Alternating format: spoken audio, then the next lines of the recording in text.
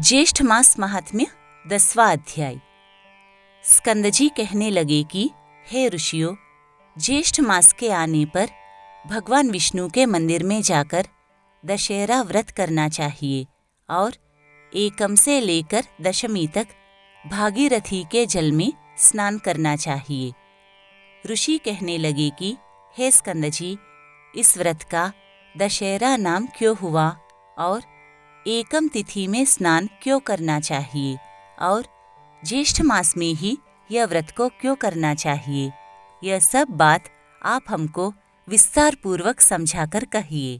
तब श्री स्कंदजी कहने लगे कि हे ऋषियों, ज्येष्ठ मास शुक्ल पक्ष दशमी तिथि बुधवार, हस्त नक्षत्र, गरकर्ण, आनंद योग, व्यतिपात योग, कन्या राशि के चंद्रमा और वृष राशि के सूर्योदय होने पर स्नान, दान, पूजन आदि करने से मनुष्य सब पापों से मुक्त हो जाता है और इस लोक में अनेक प्रकार के भोगों को भोगकर अंत समय में विष्णु लोक को प्राप्त होता है। अन्याय से पराये द्रव्य को हरना, शास्त्र विरुद्ध हिंसा करना, पराई स्त्री से भोग करना, यह 3 प्रकार का कायिक कर्म कहा जाता है।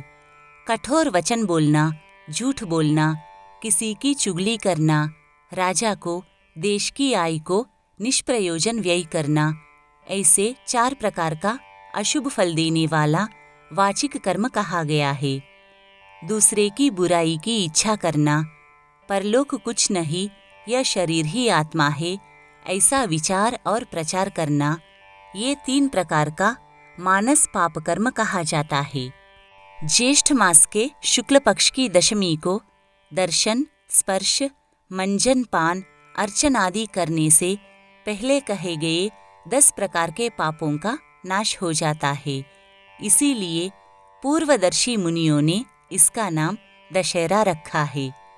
ज्येष्ठ शुक्ला दशमी के दिन स्नान मात्र करने से 10 जन्मों के अर्जित पापों का नाश हो जाता है। इसलिए भी इसका नाम दशहरा हुआ है। दशहरा के दिन पुरातन मंत्रों से श्री गंगा जी का पूजन करना चाहिए। पूजन का मंत्र इस प्रकार है।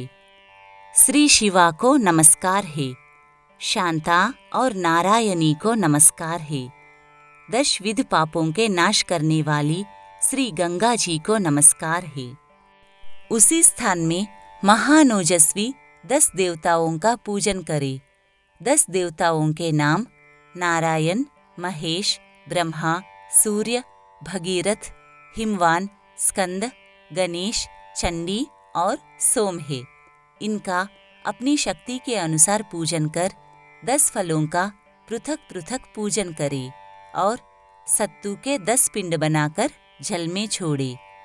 10 पसर तिल 10 ब्राह्मणों को देकर गंगायै सर्वरूपण्यै नमः इस मंत्र से पूजन करे तथा अपनी शक्ति के अनुसार गुड़ के 10 पिंड देवे। यथाशक्ति सुवर्ण का मत्स्य, कच्छप, मंडूक, शिशुमार आदि बनाकर चांदी का या किसी दूसरी धातु या पिसान का बनाकर उनका पूजन करके जल में छोड़ दे। उसके पश्चात 10 सेर तिल, धान्य और जौ ब्राह्मण को देवे तथा 10 गौवों का दान ब्राह्मणों को देवे। इस प्रकार कंजूसी न करता हुआ पूजन और दान करे। पकवान तथा पायस का भोजन ब्राह्मणों को करावे तो 10 जन्मों के अर्जित पापों से मुक्त हो जाता है। इसमें कोई संशय नहीं।